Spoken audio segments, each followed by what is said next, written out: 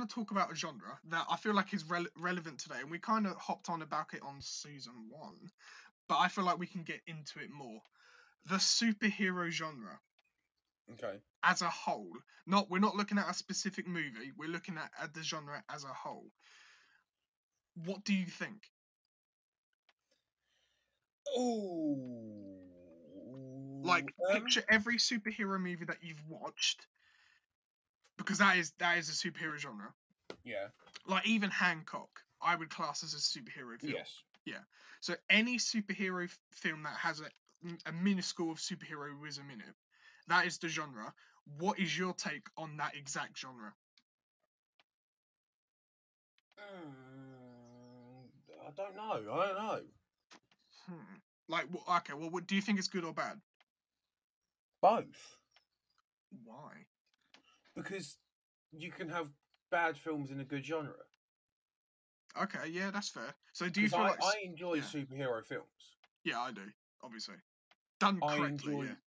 Yeah. So just because I enjoy the Marvel films, don't mean I'm going to enjoy every film in that genre. Yeah. Do you know what I mean? So it's like when you look at things like the DC films, Yeah. they're done poorly. When you look at the Marvel films, they're done a lot better. So okay, so what makes a good superhero film then? I think I've got a good answer for it, but I want to hear your take. I don't think there's a formula. See, I think there is. Because every superhero film is trying to do something different. Yeah, that's true. My phone's just gone off. Shit. So has mine. Might be. It is. Is it? Is it's it exactly who you think it is? Yeah. Avengers Endgame is a good film. Yeah. Joker is a good film. Oh shit! But they're both trying to do something different. That's a good. Actually, would you class Joker as a superhero film? A superhero, supervillain, comic book. I wouldn't class it as a superhero film because it's not really about a superhero. But okay, are we talking superheroes? Or are we talking comic book films? No. Oh shit! Oh fuck. Because if you're just talking superheroes, you also then exclude things like potentially Deadpool, Suicide Squad. Well, Deadpool is a superhero Joker. True. But you then start excluding Suicide Squad, Joker. Shit. That's it. Okay. Well, superhero / comic book film then. Okay. Because they are one and the same in my opinion. So like Avengers Endgame and Avengers Infinity War, good films, but they're trying to do something different to what Joker or even Hancock or Deadpool are trying to do. They are those Avengers films are the end of a universe. Yet Joker is trying to be much more of a almost psychological thing. That's true. I think there is. I think there is a formula, but depending on because I feel like our views on it can interlink. You're saying there's no formula. Will I be correct to say that? I think there is a formula, but depending on either the studio or the director, the formula is either it's very transparent, but it is there, or it is a thick metal line. Yeah, I mean, I guess when you're saying in that sense, like the Marvel films typically have a very similar formula. Oh yeah, see, they began to feel the same after a very long time. Which I'm happy to see they're starting to do some different stuff. Yeah, that's good. With WandaVision, Falcon, or Captain America. But I guess, we can't really we can include them, but we can't because they're TV shows, not films. Oh, I'm including them. I said films. Oh, okay. I thought you just meant the genre in general. Fuck it. Yeah, go on then. Yeah. Because I mean, they are the genre. Yeah, that's part of the genre. That's fair. I feel like the superhero genre is good. But if you add a bit of, for example, if you add a bit of more character, because do you know what I mean? Because sometimes superhero films they get very boring. Like not spectacularly. Like not Okay, let's use the MCU Marvel films for example. Yeah. They are good. We grew up on them. They are spectacular. I think they show what superheroes are supposed to be, if you get what I mean. Yeah. However, I don't know about you, but I after a while began to see a pattern where it just kind of felt the same. I mean, there is definitely a pattern, It's how the films are. Yeah. I think that I don't know. I think because they're part of a universe, they're trying to always lead to something bigger. Yeah, that's fair. So But do you think that's a good idea? um I think at times they did it badly. Yeah. At times they've done it well.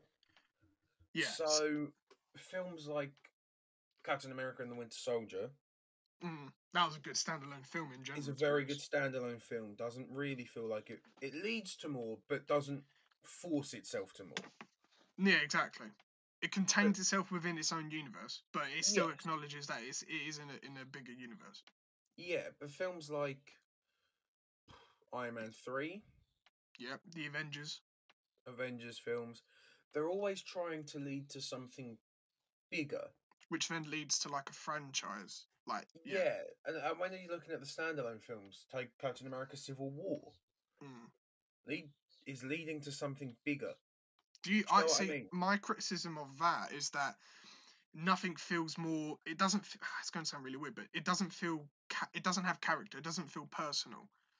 If you get what I mean. That's yeah. I mean, the standalone films no longer feel as personal as they used to. And also because the films that want to portray that want to add something bigger don't feel doesn't have character anymore, if you get what I mean. It just feels like another cash grab by the studio, if you get what I mean. I mean, I think when you're balancing, I think Endgame struggled. Infinity War was Oh, good with the characters. Infinity War. I out of all of them, I feel like Infinity War was a really good one. It was, and I think Infinity War did best with the characters. I think Endgame really struggled balancing that many characters. Yeah. I think that the big films don't necessarily need as much character development when you're balancing so many characters. No, it's yeah. No, I'm Because like not. I mean, Infinity not. War didn't have huge character development, but they Nah. managed to handle their characters well. When I mean character, I mean like personal. I don't know how to explain it. Soul, if you get what I mean. Passion. No, I know what you mean, and Oh I yeah, feel right. like I feel like they are getting better with it now. Mm, With WandaVision, I felt like that was more personal, and I felt like Captain yeah, One America and the Division Winter felt very Soldier. again, but one I think One Division did a weird thing where it kind of balanced the two, where it was like it was its own thing, but at the same time it was striving for something bigger. Yes, but they did it in a way where it worked. That's what I was saying. I think so. I kind of brings on to my next question. What film format, like a film or TV series, is best suited for the superhero slash comic book genre? What do you mean? So, for example, what? So you look at a genre. For example, we're looking at the superhero genre. Yeah. What film format is best suited for that genre? The big screen or the small screen? I think is what you're tackling. When you're Mm, tackling, so the TV shows are seem to be much more character focused, I think that's a really good thing as well, to be honest. which I agree with. Yeah. So when you're looking at Falcon and the Winter Soldier, Captain America and Winter Soldier, or whatever, um, it's very character focused. um, I would say that's more actually that kind of relates more to One Division, actually. I think WandaVision is still very character focused as well. Mm, okay. But I Yeah. Fair. think when Fair. you're looking at the development of Bucky in the Mm, minor details of that show, from yeah. the first episode where he's sleeping on the floor to the last episode where he's sleeping on Sam's actual sofa, Bless. when he actually is smiling in the show, people call him Sergeant Barnes. Oh, cute. Do you know what I mean? Yeah. Yeah. And that development of Sam becoming comfortable with being the man that holds the shield and wears the stars and the stripes. Mm, It is very character focused, and in One Division, Wanda coming to terms with everything that she's lost, and coming to terms with all her powers and blah blah blah and so on. mm. They are very character focused, but you couldn't do that in a film. I think I would disagree on that. You could, but you couldn't go in as depth because you don't have the time. Joker. Yeah, good character development, but you need Yeah. more. I feel like There's we more. got. I There's a feel with that film. I think with Joker, I think we got enough character. I think we got a really good sense of what Arthur Fleck was like. true. Do you know what? I think the answer to your question is you can't necessarily give an answer to it because once again, it depends what you want to show. Okay. If you meet a character who is